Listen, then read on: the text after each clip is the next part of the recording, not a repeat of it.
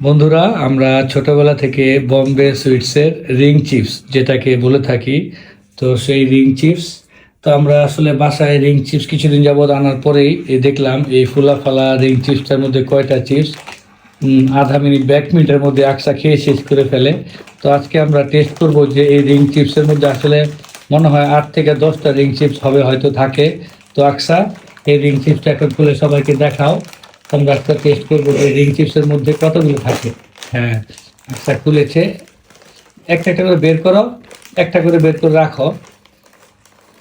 1, 2, 3, 4, না এটা হয় না, 4, 5, 6, 7,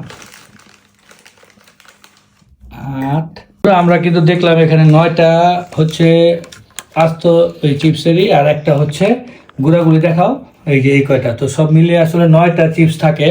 তো আমরা খুলে দেখলাম, পুরো প্যাকেটটা দেখাও ভিতরে আসলে কত মোটা থাকে, কিন্তু ভিতরে মাত্র এই 10টা চিপস পাওয়া গেল, 9টা, আর ভাঙা হচ্ছে গিয়ে একটা। তো আপনারা কমেন্টস করে জানান বম্বে সুইটসের এই কাজটা কি আমাদের সাথে কাস্টমারদের সাথে ঠিক হচ্ছে কিনা।